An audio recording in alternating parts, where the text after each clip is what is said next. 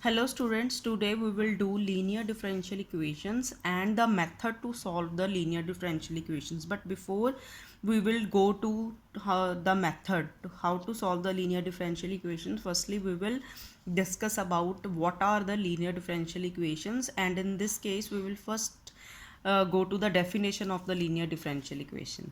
A differential equation of the form dy by dx plus py is equal to q, where p and q are constants or functions of x only, is known as a first order linear differential equation. linear क्यों बोल रहे हैं? Because dy by dx जो है इसकी power जो 1 है. हमने फर्स्ट एक्सरसाइज जो की थी डिफरेंशियल इक्वेशन की उसमें डिस्कस किया था ना डिग्री और ऑर्डर के बारे में. अब इस डिफरेंशियल इक्वेशन का ऑर्डर कितना है? 1. और बिकॉज इस ऑर्डर की हाईएस्ट ऑर्डर की पावर जो 1 है, that's why it is called the linear differential equations, and P and Q R the constants और द फंक्शंस ऑफ एक्स. ठीक है, तो जो ऐसी करके डिफरेंशियल इक्वेशंस होंगी उनको बोल रहे हैं लीनियर डिफरेंशियल इक्वेशंस. अब इनको कैसे सॉल्व करना है आगे हम इसके मेथड के बारे में डिस्कस करेंगे. उससे पहले हम थोड़ी सी एग्जांपल्स देखते हैं लीनियर डिफरेंशियल इक्वेशंस की. D Y by D x plus y is equal to sine x. ठीक है, फर्स्ट ऑर्डर की हो गई, लीनियर हो गई, plus y p y p की वैल्यू 1, क्यू की वैल्यू साइन एक्स. ठीक है, इस फॉर्म की बन गई. So this is an example of linear differential equation. Other examples are d Y by D x plus 1 by x into y is equal to E raise to power x. This is the value of p and this is the value of q. ठीक है, next is D Y by D x plus Y upon X log X is equal to 1 by X. P की value 1 upon X log X and Q की value 1 by X. ठीक है, next we will discuss the steps और the method to solve the first order linear differential equation. Firstly, अगर तो differential equation starting में ही हमारी D Y by D x plus P Y is equal to q form की है तो ठीक है. अगर नहीं है तो firstly we will write the given differential equation in the form this, and we will compare this differential equation that will be given in the equation with this equation, and by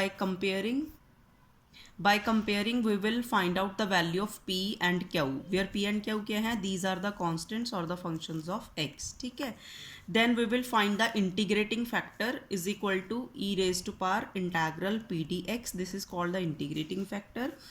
Then after finding the integrating factor in step number 2, we will go to the step number 3, and step number 3 is write the solution of the differential equation as y multiplied by integrating factor is equal to integral of q multiplied by integrating factor. दोनों की multiplication, इसका derivative integration with respect to x plus constant of integration. ठीक है, ये 3 basic steps हैं how to solve the linear differential equation. Next एक और case हमारे पास आता है. इन केस ये तो D Y by D x की फॉर्म की है ना, अगर instead D Y by D X instead of D Y by D X कई बार हमारे पास D X upon D Y होगा. डैट मीन्स उल्टा हो गया. D Y by D x की वजह से उसका रेसिप्रोकल हो गया D X by D Y plus P one X is equal to Q one. Where यहाँ पर क्या होगा, जो P1 एंड Q1 होंगे ना, these are the functions of y और द कॉन्स्टेंट्स. तो इस केस में जो हमारा इंटीग्रेशन होगा ना वो विद रिस्पेक्ट टू y होगा. बाकी सारे स्टेप्स बिल्कुल सेम है. Firstly we will find the integrating factor e integral of P1 dy and the solution will be written as x into integrating factor is equal to q multiply by integrating factor into dy. that dy मतलब के with respect to y integral कर रहे हैं plus constant of integration c. ठीक है, so this was the all about linear differential equation and the method to solve the linear differential equation. next हम questions discuss करेंगे जिससे आपको ये वाला method बहुत अच्छे से clear हो जाएगा. ठीक है, next we will go to the questions. Example number 19 of your NCERT. Find the general solution of the differential equation dy by dx minus y is equal to cos x. ठीक है, देखो देखने से पता चल रहा है ना कि ये dy by dx plus py is equal to q की फॉर्म की है. तो इसके साथ कंपेयर किया. After comparing we will get the value of p is -1, the value of q is cos x. ठीक है, सेकेंड स्टेप में क्या करते थे? Integrating factor. Integrating factor is equal to E raise to power integral -1 into d x is equal to E raise to power -x. ठीक है, और last third step में सोल्यूशन लिखते थे y into integrating factor is equal to integral q into integrating factor d x plus c. Integrating factor की जो value है और क्यू की जो वैल्यू उसको सब्स्टिट्यूट कर दिया, वाई इंटू ई रेस्ट पर minus x is equal to integral E raised पर minus X into cos X D x plus C. अब ये वाला इंटेग्रल बेसिकली सॉल्व करना है, फिर तो हमारा सारा क्वेश्चन ही सॉल्व हो जाएगा। और ये हमें पता है, हमने 7th चैप्टर इंटीग्रेशन में किया था। इसके ऊपर हमने क्या अप्लाई करना है, बाय पार्ट्स। ठीक है, बाय पार्ट्स के लिए हम पता है सबको, मैं अभी आपको इसका पूरा सोल्यूशन नहीं बताऊंगी, आप खुद करेंगे इसको। वैसे बता देती हूँ जर्नल सा। हम सबसे पहले रिवाइज भी हो जाएगा आपका। इंटीग्रेशन बाय पार्ट्स में क्या करते थे, we have to decide the first function and second function, और उसके लिए हम आइलेट फार्मूला लगाते थे। आइलेट में तो ट्रिग्नोमेट्रिक पहले आता है, एक्सपोनेंशियल बाद में। तो cos x will be considered as the first function and e raised power minus x will be considered as the second function। ठीक है, तो बाय पार्ट्स लगा के देखिए, ये मैंने सारा सोल्यूशन कर लिया इसका सॉल्व। तो मेरे पास ये सॉल्व करके आई की वैल्यू आ गई sin x, मतलब इंटेग्रल सॉल्व करके मेरे पास आ गया sin x minus cos x E rest power minus x divided by 2। अब ये इंटीग्रेशन की वैल्यू मैंने यहाँ पर सब्स्टिट्यूट कर दी, y इंटू ई रेस्ट पर minus x is equal to sine x minus cos x divided by 2 into E raised पर minus x plus c. Next step में मैंने क्या किया, दोनों तरफ ई रेस्ट पर माइनस एक्स के साथ डिवाइड कर दिया, तो मेरे पास आंसर बन गया y is equal to sine x minus cos x divided by 2 plus c e x. ठीक है, तो ये बच्चे मेरा क्या हो गया, सोल्यूशन निकल गया। तो अभी भी जो जितने भी हम क्वेश्चंस करेंगे इंटीग्रेशन बाय पार्ट्स वाला आप खुद करेंगे, मैंने सिर्फ आपको डिफरेंशियल इक्वेशन के बारे में बताना है। ठीक है, चलिए next question, 20th example. Find the general solution of the differential equation x dy by dx plus 2y is equal to x square where x is not equal to 0। अभी देखो, ये वाली जो इक्वेशन है वो dy by dx plus P Y is equal to q form में नहीं है, तो सबसे पहले इसको रीअरेंज करके वो कर लेंगे। तो अगर हम ध्यान से dy by dx plus P Y is equal to q वाली इक्वेशन की तरफ देखें या उसको दिमाग में बिठाएं अपने, तो वहाँ पर जो dy by dx का कॉफिशेंट है वो 1 होना चाहिए। यहाँ पर dy बाई डी एक्स के साथ मल्टीप्लिकेशन में x है, तो हमारे माइंड में सबसे पहले ये बात आएगी कि इसके कॉफिशेंट को 1 बनाना है, और इसके कॉफिशेंट को 1 बनाने के लिए डिवाइड करना पड़ेगा x के साथ। तो फर्स्ट स्टेप ही हमारा ये होगा, dividing both sides of this equation by x। तो after dividing we will get dy by D x plus 2 by x into y is equal to x. Now compare it with dy by dx plus py is equal to q. After comparing, we will get the value of p as 2 by x and the value of q as x. Next, second step is to find the integrating factor is equal to e integral of 2 by x dx। ठीक है, तो integration करके कितना आ गया, 2 log x, और 2 log x को क्या लिख सकते हैं, log x का स्क्वायर।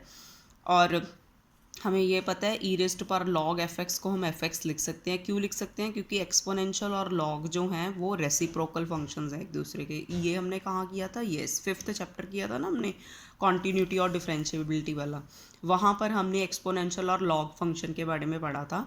एक्सपोनेंशियल और log functions, these are the reciprocals of each other, so e raised power log f x को हम एफ एक्स लिख सकते हैं। तो e raised power log x square की वैल्यू एक्स स्क्वायर आ गई, ये इंटीग्रेटिंग फैक्टर आ गया। Now the solution of the equation is Y into integrating factor that is x square is equal to integral x into integrating factor x square D x plus C. Solve करके answer आ जाएगा। ठीक है, next is 21st example. Find the general solution of the differential equation y dx minus x plus 2y square dy is equal to 0। अभी देखो, ये तो सिर्फ divide ही करना था, और ये तो बिल्कुल ही अभी हम बहुत अच्छे से हमें रीअरेंजमेंट करना पड़ेगा इसका। ठीक है, तो देखो, तो मैंने क्या किया ना, सबसे पहले तो ये dx वाली टर्म एक तरफ लिख ली, dy वाली एक तरफ। तो अगर मैं इसको dy बाई डी एक्स की फॉर्म में लिखती हूँ तो मेरे पास बन जाता है y upon x plus 2y square. तो इसका कुछ बन नहीं पाएगा, ना ही ये dy by D x plus P Y is equal to q form में बन पाएगी। ठीक है, तो हमने दूसरा मेथड किया था ना कि instead dy by D X, कई बार हमारी इक्वेशन dx अपॉन dy की फॉर्म में भी होगी, तो हम क्या करते हैं, इस इक्वेशन का रेसिप्रोकल कर देते हैं।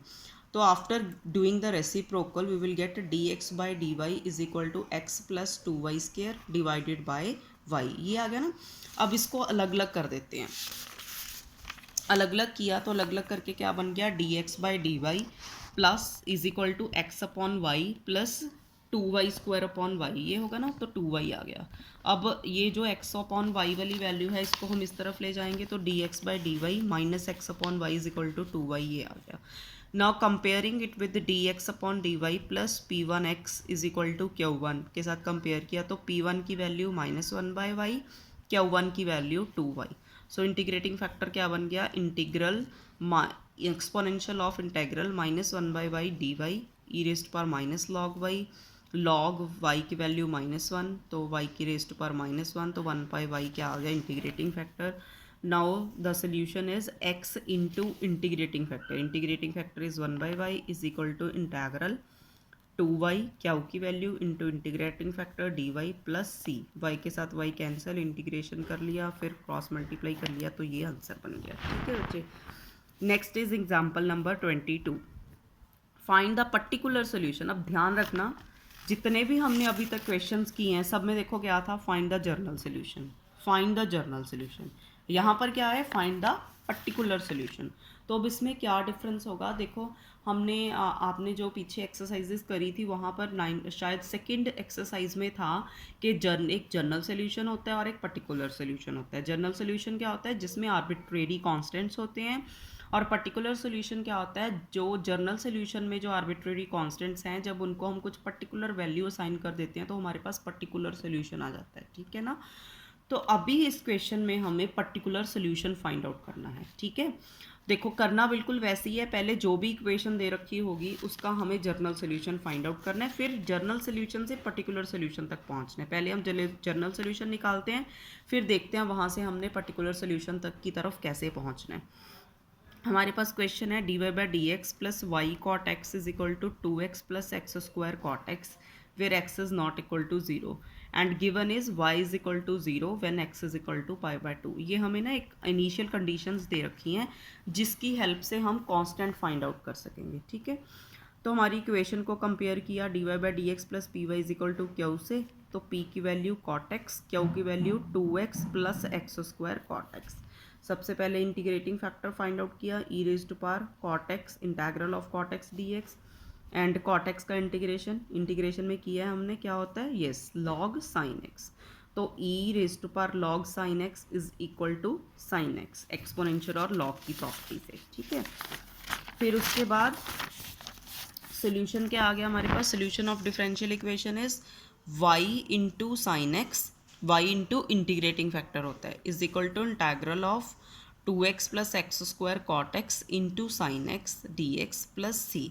तो देखने से पता चल रहा है ये अलग अलग हो गया ना, 2x sine X integral x² cos X D x plus C. ठीक है, अभी इसको हम एज इट इज़ रखेंगे और इसका इंटीग्रेशन करते हैं। देखो अच्छा, सबसे पहले तो यहाँ पर वो लगेगा बाय पार्ट्स, तो फर्स्ट फंक्शन कौन सा हुआ हमारे पास, आई लेट, ये अलजेब्राइक हो गया, ये ट्रिग्नोमेट्रिक, तो ए अलजेब्राइक पहले आया तो इसको एज इट इज़ रखा है ना, sine x as it is, फिर ये 2x है ना, इसका इंटीग्रेशन किया x²/2, 2 के साथ 2 कैंसिल, माइनस इंटीग्रेशन जो ये वाला फंक्शन था उसका derivative cos x into 2x² ये कैंसिल आउट हो गया dx। तो ये देखने से पता चल रहा है cos x इंटू x² ही बन गया बट नेगेटिव का, तो ये और ये कैंसिल आउट हो गया और हमारे पास ये वाला सॉल्व करके कितना आ गया, y sine x is equal to x² sine x plus c। तो ये जर्नल सोल्यूशन हो गया। यहाँ तक तो हम करते ही थे ना, अब बस हमें क्या करना है, ये c की वैल्यू फाइंड आउट करनी है। जब c की कुछ पर्टिकुलर वैल्यू आ जाएगी तो ये पर्टिकुलर सोल्यूशन बन जाएगा। और c की वैल्यू कहाँ से निकालेंगे, हमें कंडीशंस दे रखी थी ना कि y की value 0 when x is equal to π/2, इसको हम सब्स्टिट्यूट करेंगे। तो इस इक्वेशन में हमने y is equal to 0 substitute कर देना है when x is equal to π/2। तो देखो y को 0 पुट कर दिया, x की value π/2 is π² sine π/2 plus C, sine π/2 तो 1 ही होता है, तो c की वैल्यू -π²/4, तो इसको वहाँ सब्स्टिट्यूट कर दिया, तो ये जो मेरा बन गया वो क्या बन गया, पर्टिकुलर सोल्यूशन। ठीक है बच्चे, अब ये ऑलमोस्ट हम लास्ट एग्जाम्पल करने लगे हैं। Find the equation of a curve passing through the point 0, 1 if the slope of the tangent to the curve at any point xy is equal to the sum of x coordinate and the product of x coordinate and y coordinate of that point। ठीक है, हमने equation of curve find out करनी है passing through the point 0 1 point में से पास कर रही है, और गिवन क्या है, slope of the tangent to the curve at any point X Y is equal to the sum of X coordinate and the product of X coordinate and the Y coordinate of that point. So सबसे पहले तो हमें equation बनानी पड़ेगी tangent to the curve. Tangent to the curve का मतलब हम D Y by D x की बात कर रहे हैं, ठीक है। किसके इक्वल है, sum of X coordinate and product of X coordinate and Y coordinate, ठीक है। एक्स कोऑर्डिनेट का सम मतलब X plus X into Y की प्रोडक्ट, तो ठीक है। ऑब्वियसली हमारे पास इक्वेशन क्या बन रही है, d Y by D x is equal to x plus x y, ठीक है। D Y by D x y वाली टर्म को इस तरफ ले आए तो minus x Y is equal to x, comparing it with d Y by D x plus P Y is equal to q, p की वैल्यू माइनस एक्स, क्यू की value x, ठीक है। So integrating factor is E raise to power minus x D x is equal to E raise to power minus x square by 2 आ गया। तो solution क्या बन गया हमारे पास, y into E raise to power minus x square by 2 is equal to integration x into E raise to power minus x square by 2 D x plus C, ठीक है। अब हमारे पास बेसिक जो काम है वो क्या करना है, हमने इसकी इंटीग्रेशन फाइंड आउट करनी है, ठीक है। तो इसको अलग से i के साथ सब्स्टिट्यूट कर दिया, i is equal to integral x into E raise to power minus x square by 2 D X, ठीक है। तो इसको सॉल्व करने के लिए हम क्या कर रहे हैं कि एक्स स्क्वायर बाई 2 जो है ना उसको t सब्स्टिट्यूट कर दो, ठीक है। t सब्स्टिट्यूट किया तो मेरे पास क्या बन जाएगा, obviously minus x D x is equal to d t, वहाँ से एक्स डी एक्स की वैल्यू माइनस डी टी आ गई।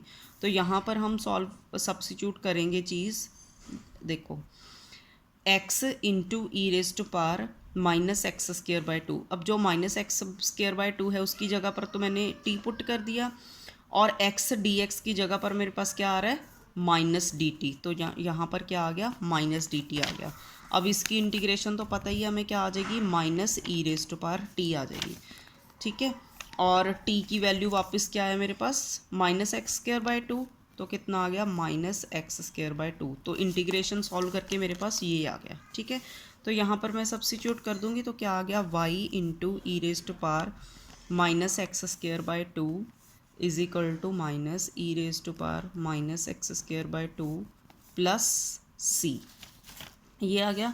अब क्या करेंगे, पता चल रहा है ई रेज पर माइनस एक्स स्क्वायर बाई 2 के साथ डिवाइड कर दो तो सोल्यूशन आ गया इज इक्वल टू यहाँ पर -1 plus c e x square by 2, ठीक है।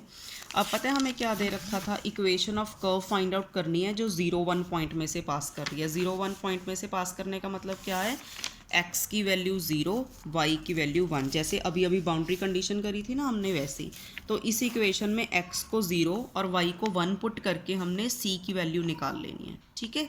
c की वैल्यू निकालने के बाद यहाँ पर सब्स्टिट्यूट कर देनी है, वो हमारा आंसर बन जाएगा, ठीक है। तो अभी ये मैं आपके लिए एज एन असाइनमेंट छोड़ रही हूँ, आपने इस क्वेश्चन को कंप्लीट करना है, और अगर इसमें से जितना मैंने आपको समझाया उसमें से कोई डाउट है तो पूछ सकते हैं। इसके बाद बेटा आपका जो होमवर्क बन रहा है वो एक्सरसाइज 9.6 है जो आपने ट्राई करनी है, उसके क्वेश्चंस ट्राई कीजिएगा। तो नेक्स्ट अभी हम फिर डाउट देख लेंगे, जो भी आपके होंगे वो डिस्कस करेंगे नेक्स्ट क्लास में। ओके, ठीक है बेटा, थैंक यू सो मच।